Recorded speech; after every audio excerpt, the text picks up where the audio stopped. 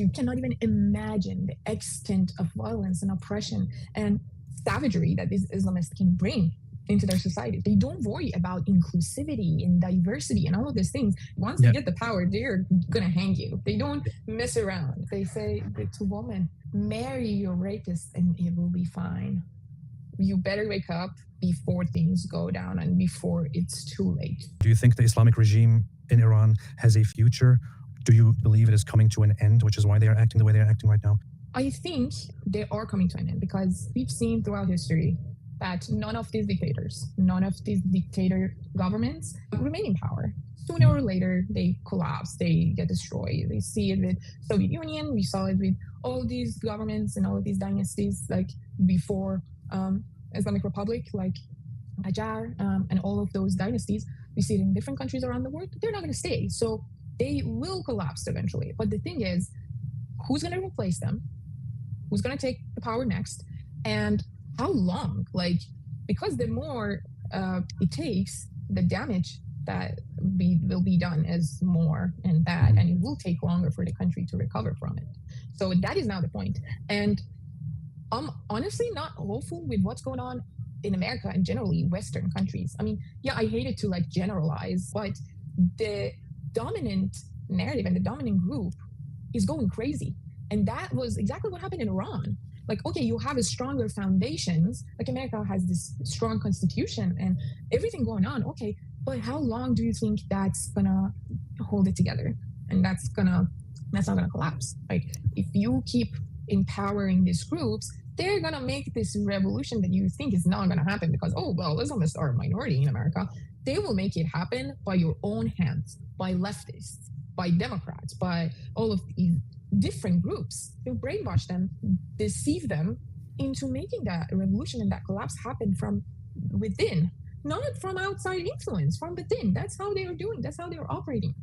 Europe seems really bad right now. UK seems really bad. There's enough power within to start messing things up really, really badly. And people are not really paying attention to this. So as an ex-Muslim and a woman who was born in and grew up in the Islamic Republic, the Islamic regime of Iran, what do you really want to say to people in the West? Let me see which one is less harsh, because what I want to say, honestly, is just don't be stupid. Yeah. Don't think these people share the same values as yours. They do not. And they don't mess around. They don't worry about inclusivity and diversity and all of these things that you are practicing and trying to like include these people under the name of inclusivity and diversity. They don't care about that. Once they gain power, gone. You're all gone. Everything about your values will be gone right out of the window. And if you see that happening, like you see in like a very small scale happening in Europe, is because of the physical distance with all of these Muslim societies. But it will get to America as well. So don't you ever think it's far from happening, and just you better wake up before things go down and before it's too late, because none of these countries that you see in the Middle East used to be like that. Mm-hmm. Iran used to be a democratic country. It used to practice all of these moral values, all the women rights, all of these movements way before America. Women in Iran had the right to vote before America. They used to be great countries. Afghanistan used to be a good country, but they all went down.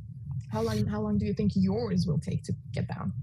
Even the great rival of Iran, Saudi Arabia, up until the 1970s, 1980s, it wasn't really that badly Islamic. It was forced to change into a hardcore Islamist country. So all of this whole revivalism by these Islamist movements, who thought we have been suppressed, we haven't been properly represented, and now let's take over and force everyone to follow our way. These currents, they exist throughout the Muslim world. And as you import them and dismiss all the concerns that people raise about them, you will also turn yourselves into victims of those Islamist currents. And everyone needs to understand that. As you said, you pointed out something interesting, something good, something important, which is that these societies, like the Islamists in Iran and others, they don't care about your inclusivity and this and that and tolerance. They don't care about any of that. If you talked like that in an Islamist society, you would be lynched or killed or hanged from a crane or something. So if they don't do it here, it's because they don't have the power yet. Once they get the power, they're gonna hang you. They don't mess around. It's not anything like you've seen, because they haven't experienced that, they haven't seen it. They cannot even imagine the extent of violence and oppression and just savagery that these Islamists can bring into their society. They cannot imagine that. Have you ever been And to a it public is very execution? dangerous. I haven't been to because my parents never liked that, but it was shown on national TV. It used to be, at least. Not in recent years, but when I was a kid, it used to be just play on national TV. Public execution, it was a thing. It is still a thing, but it's not on national TV. That's the thing. And one thing I really like to say, this has been a recent argument. I've been arguing a lot with people on my Twitter account. They say, why are you so focused on Islamists and Islam? That's not the only danger. The main danger in America is Christianity, like the extremist Christians, all of these. These are the ones that are going to turn America into a handmaid's tale. These are the real dangers in Western societies. Not only it's laughable and ridiculous, it's just that, okay, yes, extremists from any religion, any belief share some similarities with the Islamists, but right now in the world, most terrorist groups are Islamist fundamentalists. Like, what are you talking about? This is the danger right now in the current world. And second of all, I am no religion scholar. I'm talking about my lived experiences, what I've seen, what I've experienced, and what I know. I know about Islam. I studied Islam. I used to read 10 pages of Quran every night before going to bed. I read interpretations. I studied this religion and I lived it. So I talk about it. I talk about what I know. You want to talk about Christianity and their extremists? Go on, be my guest. I'm not going to be the one to talk about that. So it's ridiculous when you say, oh, why are you not talking about the extremist Jews and extremist Christians? Because I haven't been one and I don't know enough about it. You talk about it if you know. I'm not.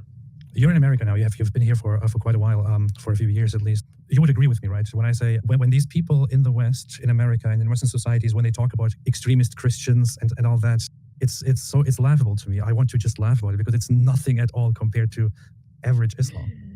They think it's comparable. That is like something okay.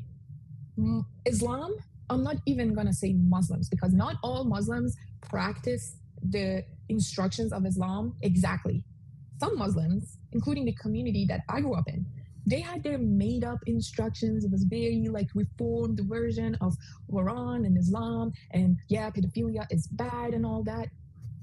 But the true instructions of Islam and what Islam practices is one of them is pedophilia. This book, this religion practices pedophilia. Yes, not all Muslims practice that, but the religion by itself, the ideology that we talk about, it practices that and it encourages that. It allows that. How is that even comparable to what you're saying about Christianity? Oh, yeah, there are priests that are pedophiles. Well, yeah, and if they get arrested, they will be punished accordingly. Mm-hmm. But Islam, that is okay. That's okay. If they find out that someone is like doing appropriate things to child, they say, okay, yeah, marry them. If they are girls, marry them. Yeah, at least honor it and marry them. That's the way. Mm-hmm. That's the right way. Yeah, marry your rapist. They say to women, if you got raped, marry your rapist and it will be fine. Yeah. You will be forgiven by God, as if someone who's been raped is a criminal or is a sinner. Then we have, of course, the whole beating women, treating them as belongings, taking more of them if possible. In a state of war, abducting women and using them for sex when you have captives of war, which is also something that certain elements within Hamas have recently tried to practice. And they have sexually assaulted Israelis that they attacked and so on. Islam is just not something to stand with and something to protect. People should be smarter and better than that. And listen to ex-Muslims and their experiences. It's a cult. It has every element of a cult. Look it up. What are the signs of a cult? Islam is a cult. Yeah. You leave Islam, you get prosecuted, you will be sentenced to death if they catch you. You disrespect the leaders, disrespect the prophet, you will get killed. This is a cult. It's not a religion. It's not a moral system that you want to protect and you want to include. No, it's not that. No, it is absolutely terrible. For now, have a fantastic day, and as always, stay away from Islam.